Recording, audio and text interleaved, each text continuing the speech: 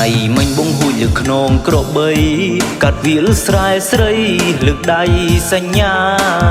ងាកអូនច្រូតកាត់ហើយតង់យឺត្រា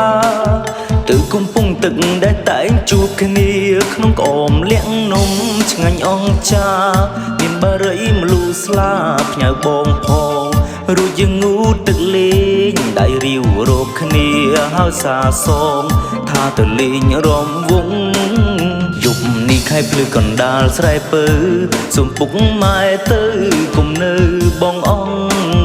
បងឡើងយកទឹកថ្នោតមួយបំពង់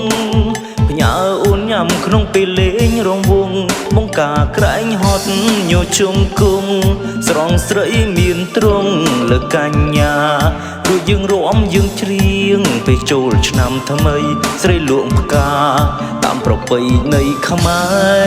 រ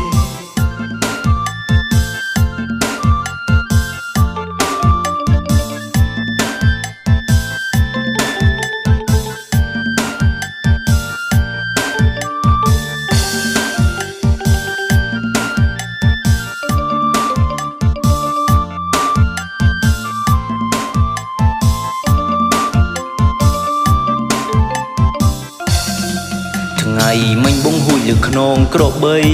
កាត់វាលស្រែស្រីលើកដៃសញ្ញាងាកអូនច្រូតកាត់ហើយតង់យឺត្រាទៅកំពុងទឹកដែលតែងជួបគ្នាក្នុងក្អមលាក់នំឆ្ងាញ់អង្ចាមានបារីមលូស្លាផ្ញើបងផងរួចយើងងូតទឹកលេងដៃរាវរកគ្នាហើយសាសងថាទៅលេងរំវង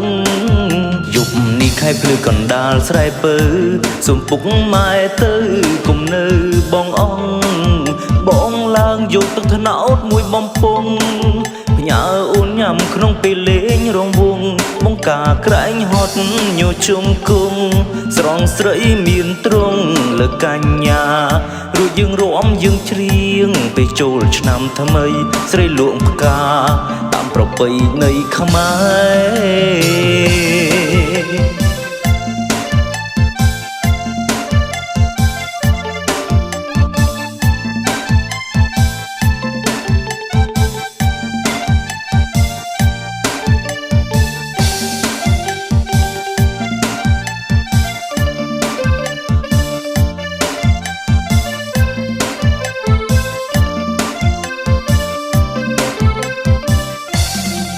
ថ្ងៃមិញបងហួចលើខ្នងក្របីកាត់វាលស្រែស្រីលើកដៃសញ្ញាងាកអូនច្រូតកាត់ហើយតង់យឺត្រា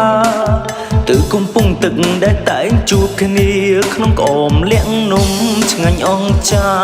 មានបារីមលូស្លាផ្ញើបងផង